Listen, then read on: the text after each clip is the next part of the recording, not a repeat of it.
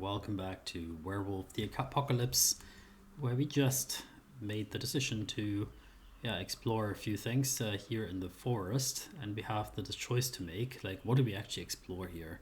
So we are at the crossroads. We have to choose a path, he said. There's the old wolf den, or I could show you the burrows first, or a clearing that some folk call a place of power. Well, so place of power is certainly intriguing. I would love to have some more power, but somehow the wolf's den also sounds interesting. Why he wants to show it to me, I'm not sure. The ancient graves could also be interesting if I want to find about my ancestors. I feel like that draws me the most, probably, because I do feel like I have an ancestral connection to the forest here. So let's go for it, I suppose. Ancient graves. Just one small thing. We started walking, but after a few steps, he stopped abruptly, like he remembered something. Then he turned to me. Could you do me a favor, please? He asked. I'm not sure, like, what's our relationship to him yet. I mean, he's sympathetic with us, and we are with him, probably. I mean, I would say I'm the person who would do favors. Let's say sure. Yeah, man. Sure. What do you need? I smiled. He ran his hand through the moss on a dead tree trunk, smelt his fingers, and then reached into his pocket. He took out a small stone. Maybe it's something personal? It looked like one of those stones you treasure as a child and then grow out of it. But he looked at the pebble as though it were still a treasure. I would like you to take this stone. He held out his open hand towards me, and throw it in the direction you think we should go. Well, I don't have any objection on a logical perspective. It's very strange, but I did what he asked. Okay, I said, reaching for the stone. I took the stone and closed my hand around it. Be careful, whispered Anya. Well. I was curious. It was warm, and I felt grounded when I squeezed it. I closed my eyes and thought about the barrows, trying to imagine that place.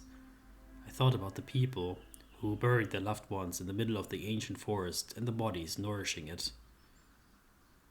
I threw the stone. I felt my hand rising entirely on its own, and then throwing the stone as far as I could. It was a good throw.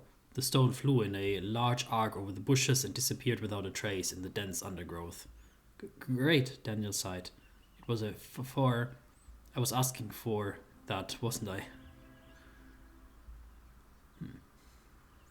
What happened exactly?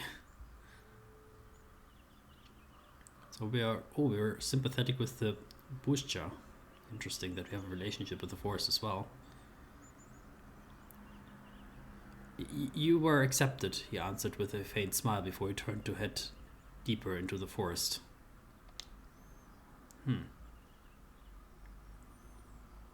The dead hills. The trail soon disappeared. Sometimes we walked along a barely visible path made by some animals. Sometimes we followed a stream or a gully, but for the most of our trek we walked through the dense undergrowth. I was getting impatient. The sun was barely noticeable through the dense canopy. I had no idea which direction we were going, and I was starting to doubt if Daniel did. It was a pleasant walk. Busha is sympathetic. It was a pleasant walk. There was always a path through the bumbles, the ground was even, and the branches stayed out of our way. I almost felt like a forest wanted us to find the way.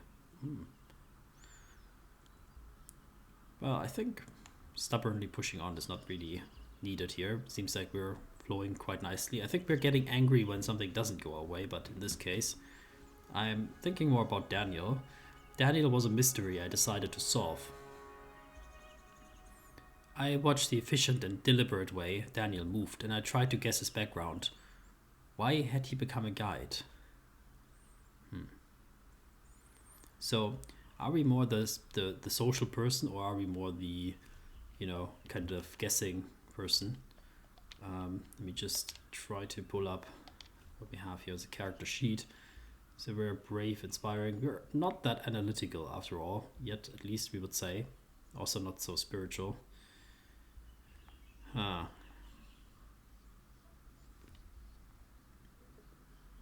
So interesting.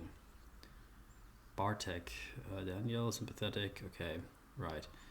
So I guess let's ask him a few obvious questions. I mean, we were honest with him. Let's see if he's honest with us. Where are you from? I asked the obvious question. From around here? He made a vague gesture. Are you a professional guide? That's what I do for a living. He wasn't very talkative. Leave him be, whispered Anya. I kind of want to know his background though. Like, if somebody's hiding something, I get angry a bit here. Dropping it is out of the question. Should I try to guess it, or should I then use some willpower to then it hit me? Like, recovering willpower is a little bit hard, but I kind of want to know his background. Let's say, then it hit me. Suddenly it all came together and I realized what was so unusual about him. The way he moved. It was so natural, so effortless. No one who'd spent their childhood sitting all day at school or in front of a screen would move that way. Who are you, Daniel? I asked, bewildered. Were you raised by wolves or what? He looked me straight in the eyes. His irises a mesmerizing yellow-green. Yes, I was, he said with a poker face. Then he winked. Anya smiled uneasily. We continued in silence. We'd been walking for a while when I noticed that Daniel's step had become slower. He was also looking around more often and had a hunch slightly.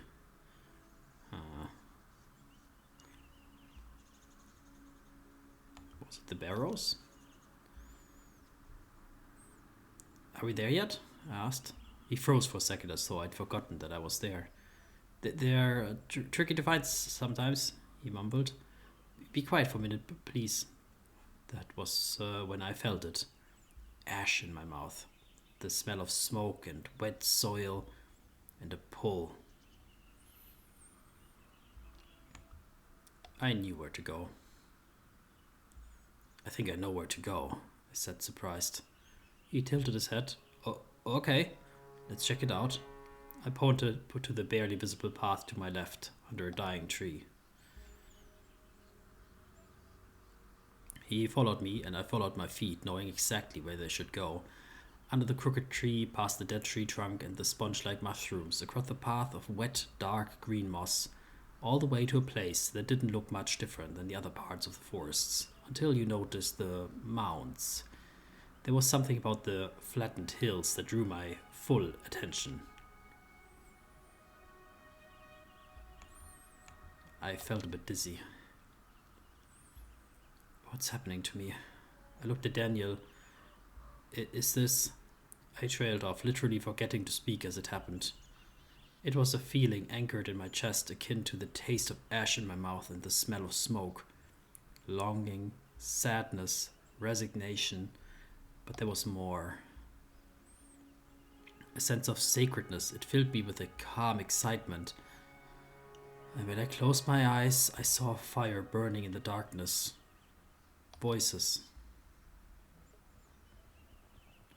The dead were trapped beneath the stones, their bodies tangled in the roots. Some wore ancient Roman armor, some rags, some uniforms from the World Wars, some modern camo. Their eyes were cloaked with wet clay, but their mouths moved, repeating the stories of their lives. Will you tell them our stories? They asked. Will you remember us?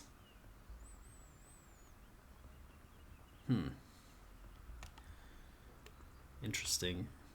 Boring. I mean, only one story was important. I had another mission. There was only one story worth telling, the story of the forest. When I opened my eyes, Daniel was watching me. You were somewhere else, he said. You said you had family here? I nodded. I heard that my family's family came from here. I nodded. I didn't know much about them, though. He sighed. I don't think you should be here, he said tersely. You're not ready. He knew something. What? What do you know? I wasn't letting it go. About you? Not much, but I know the Prussia, the past is close here. His eyes were worried as he looked at me, and the Prussia calls to you. It's wise to listen, but it's not wise to get lost in the voices. Come. On the way back, I was lost in my thoughts. The voices in the vision knew what I had to do. It's almost as though it was expected of me. Was this my destiny? The vision, like one of my dreams, disturbed and so real. Was it showing me my destiny?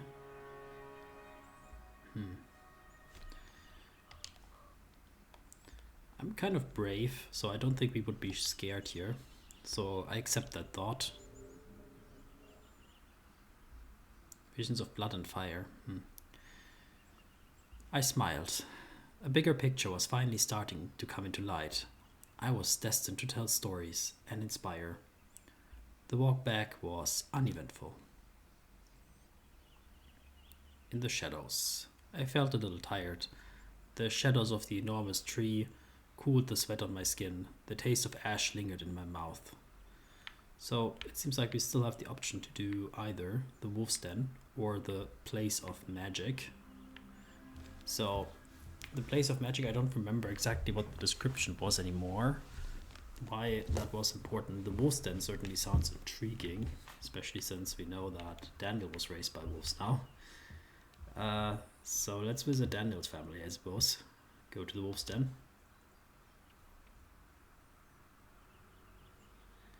The old den. The first thing I noticed when we stopped was a pine tree. A pine tree I knew. I remembered it. Small, twisted, crooked, and immensely powerful. Every bend of that branch had a story to tell. It's majestic, I thought suddenly. A month before that, when I decided to come to Poland, I dreamed of that tree. I was sure of it. Just like I was sure that under its root I'd find a burrow, and a few feet away another one, like two dark eyes gazing at me as I approached. Daniel passed me and approached the tree. He pressed his cheek against the trunk. Hello, he said quietly.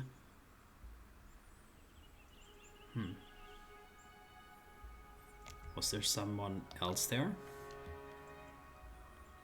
Hello? I repeated just in case, but it seemed like we were the only people there. This is the den, announced Daniel. It's abandoned, of course, but still worth seeing. Why was it abandoned? What happened? I asked. Humans happened, Daniel sighed. He sat under the tree, leaning his back against it. It was a hot spring morning when they found this den. No one knows who the men were, even though it was only one human generation ago. There were 6 cubs here under the roots of this tree. He stopped stuttering and seemed to enjoy telling this story. I enjoyed listening. And I enjoyed listening to it. There was something calming in his voice, the way he talked. His slow gestures and wistful eyes made me feel as though I was with the cubs on that hot spring morning. I don't think they wanted to hurt the wolves, he continued. They probably thought they'd been abandoned. That's why they took the cubs with them. Humans have this instinct that makes you try to befriend everything, especially if it's dangerous.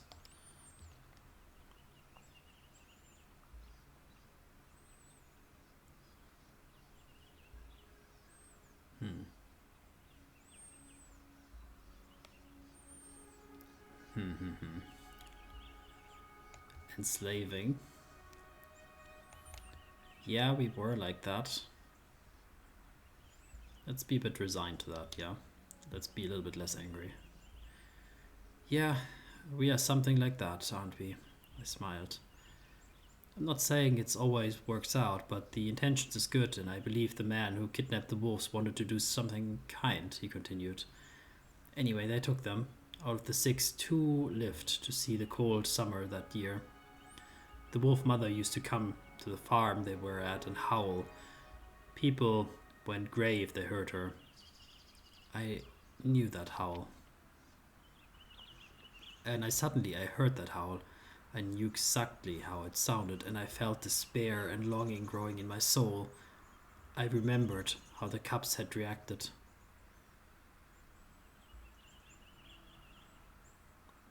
They howled in response.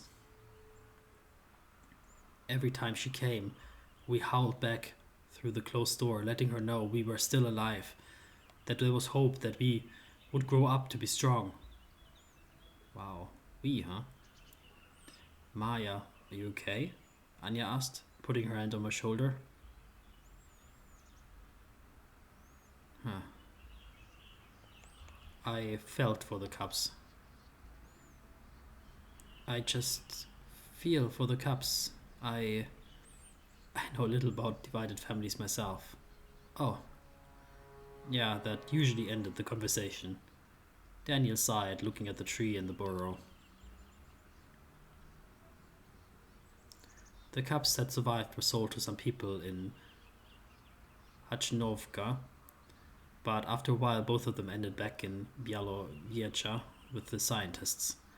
They have a station in the national park. One of the wolves, Kazan, was a celebrity of sorts. If you saw any wolf photos from here, they were probably of Kazan.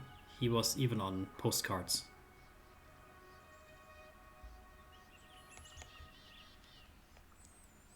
I kept thinking about the mother. I wonder what happened to the mother. There's something missing from this story. I also felt like she was more important than the story made her out to be. What kind of wolf was she, after all? That's a good observation. She eventually stopped looking for her cubs. She came back to the forest and found new children. Found new children. There was a slight gust of wind and the tree cracked. I remembered that sound from my dreams as well. A sound that made me feel safe.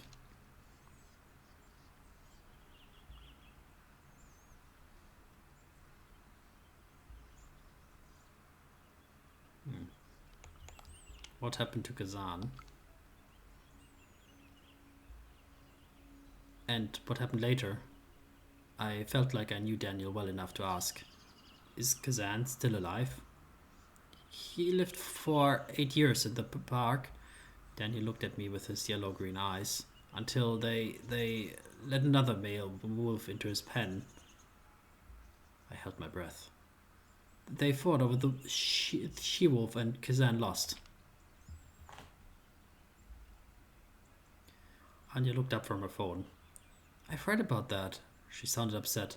They didn't notice he was wounded. It took him 3 days to die. Daniel shrugged. He lived a good life and died fighting. It was good. We fell silent. He looked at the burrows for a long time. This place is my friend. So I try to keep it important and respected. I think it's my mission, you know. He's a very strange guy, that's true. But I could relate to that somehow.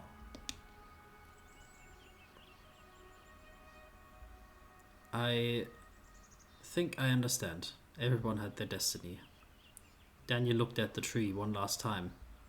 Goodbye, he said. I also said my goodbyes.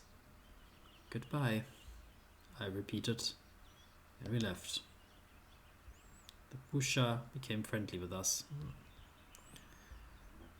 The forest was alive around us.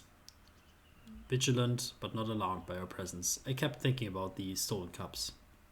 And it looks like we also have the ability to go to the place of power. So we shall do so. A buzzing in my ears. It started with the hair on the back of my head, hands rising. The air around me seemed brighter, lighter. The leaves and the tree trunks turned yellow and my skin started to prickle. I realized that I couldn't hear anything except for a long, low buzzing that was filling my ears. I tripped and lost balance for a second, and when I caught myself, everything around me was swaying, dissolving into the buzzing. I had to do something, snap out of it.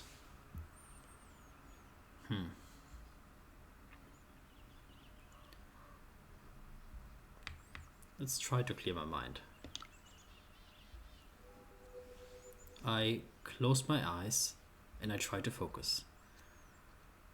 This weird sensation was coming from within, after all. I just needed to find its source. But I wasn't the source, I realized. I was only resonating. The source was somewhere else. I opened my eyes. And when I did, I was looking straight at a clearing. I could see the silhouette of a person between the trees. They were moving slowly, deliberately, and the moment I noticed them, I felt the buzzing slow down. I approached. The clearing was a plateau between huge boulders.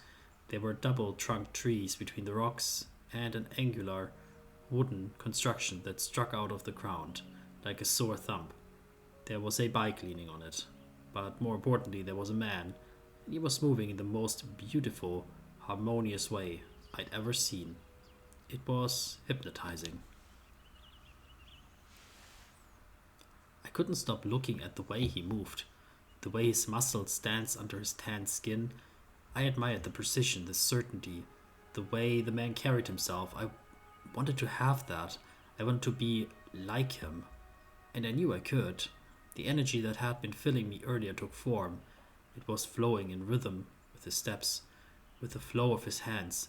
The words came out of my mouth, seemingly without my knowing.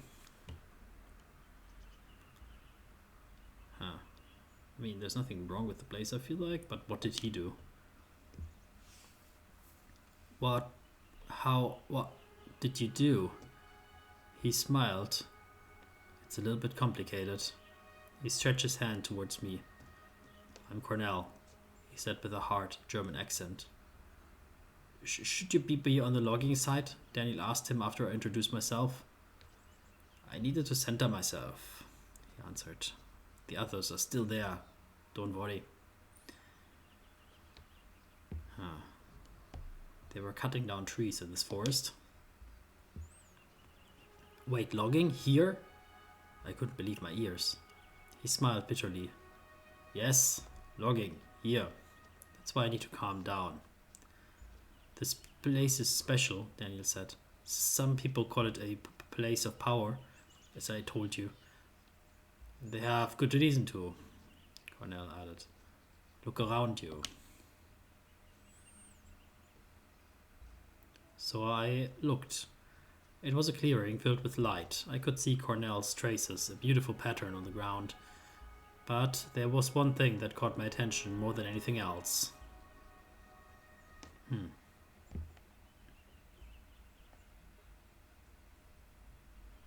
Well, the tower is strange, surely. The boulders are strange. Fruit trees.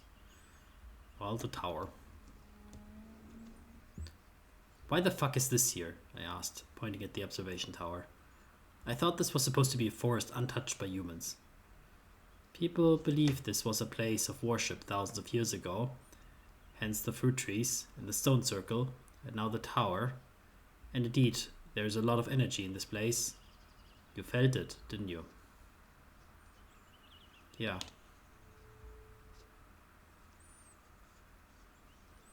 Yeah, I felt it, I said without enthusiasm. The Brusha is wounded and in pain, and he calls out in rage to anyone who can hear it. Here, this call is louder, you see? The logging. His eyes darkened. His slaughter. Anya gasped quietly. Every priceless thing can be destroyed by greed. Logging is illegal, of course, but illegal. Sometimes just a way of saying a bit more expensive, but still profitable. Especially for huge corporations. The forest is hurt, the wound is getting bigger as its desperation.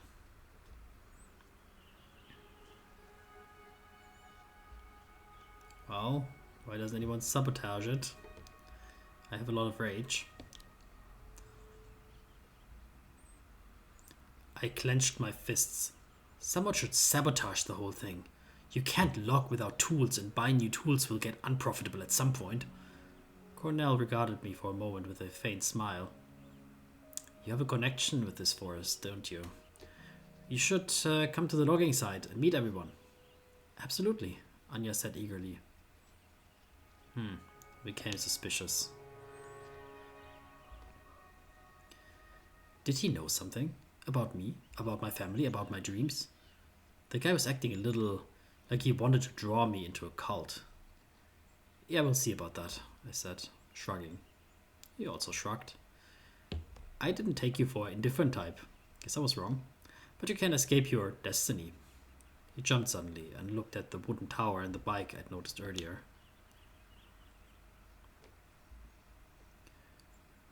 Die Schwalbe is getting restless, he said. And as Daniel pointed out, I should be on the logging site, setting up the protest. Schwalbe? What is a Schwalbe? I asked, confused. He named his bike Swallow, Daniel explained. He loves it very much. Cornell grinned. Oh, I do. Nice meeting you, Maya. So the forest was speaking to people.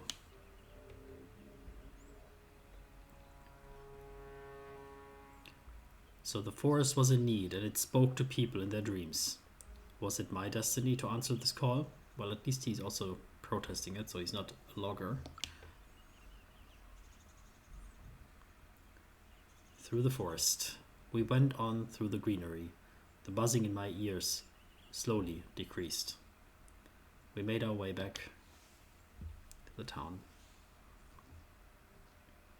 The first evening. The B&B was quaint. When we got back, we were both drained. We were soon curled up in our beds. What a day, Anya yawned. So, what do you think? I made a quick mental inventory of everything that had happened that day.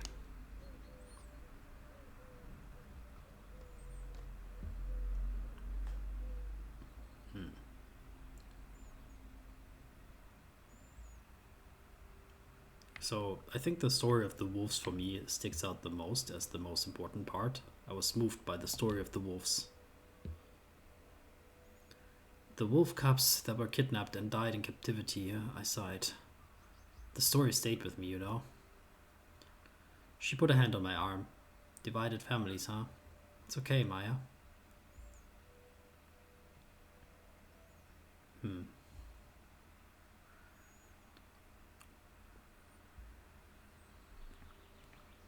I was freaked out by the visions at the barrows. Something strange happened when I was visiting the old barrows, I said. Instantly regretted it.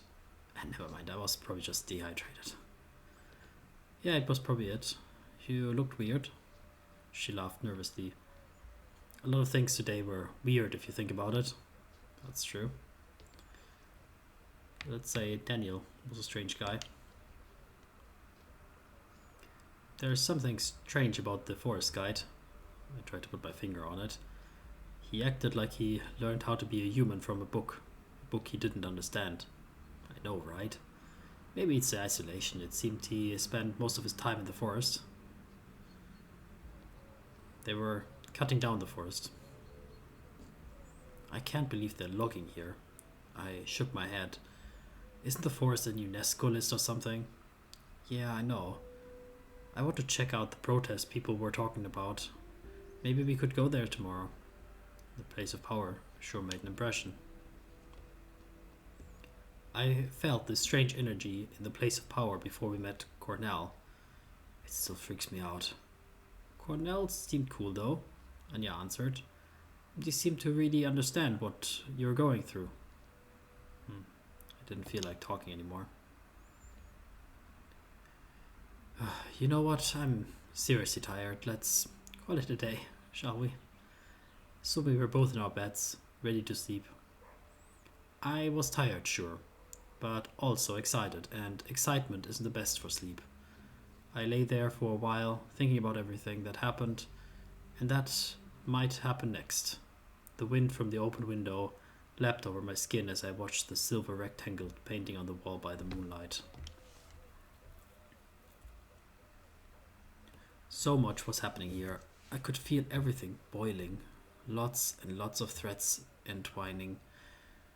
I was one of those threads, and my role would soon be uncovered. I felt I was closer to getting my answers.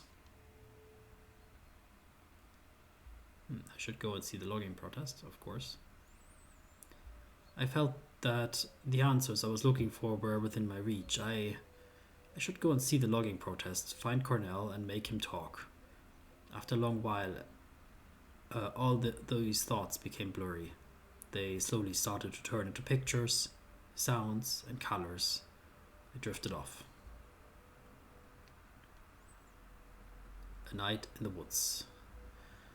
2 black holes underneath a crooked tree stare into the night, quiet and vigilant. I feel the excitement rise deep within my stomach, then throughout my whole body. I am a weapon. I am a razor-sharp knife. I am a sword. I am a gun wielding to be fired. I am asleep for now, but soon someone will use me, and I can't wait. I feel a pull. And I surrender to it. I am pointed towards a clearing. There are piles of fresh corpses of people who died too young, skinned and mutilated. Their loved ones stand around them, grieving, unable to do anything, waiting. And suddenly, they are just trees and tree trunks. The tree trunks have been locked, I guess. I howl. I look at the moon and I howl. The trees are dead, and I'm the only one left to sing their story. There's a stench in the air like meat rotting in acid, but somehow worse. I see the monstrous army.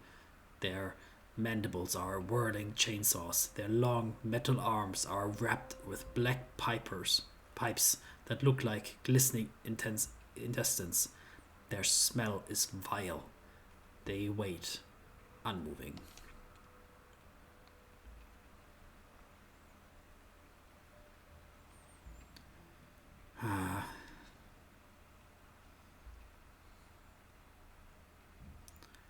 Well, I think I will pay my respect to the dead. Somehow I feel like that spiritual connection is important to me. I go to the dead trees, kneel next to them. Words come to me in a language that I don't remember, but that I know. Words about revenge, and death, and sacrifice. And then my voice tells me to look at the sky. There, between the stars, two shapes circle each other. An old, sad wolf with grey hair and a white weasel. They keep their eyes on one another as they continue their dance, suspicious but not hostile. We need to fight the enemy, the awful, rotting stench. I know that much. But how can we do that when we don't trust each other? They stop. They look at me in the clearing.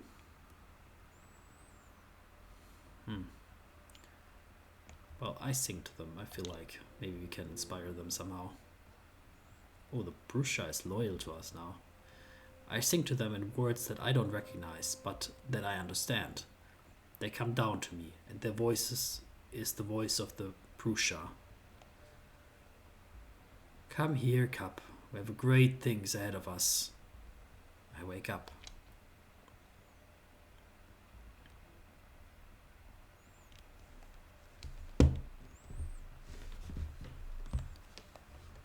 But with that, I would also like to say that I will end the episode here. We will continue from here next time in chapter 2. See you then. Take care.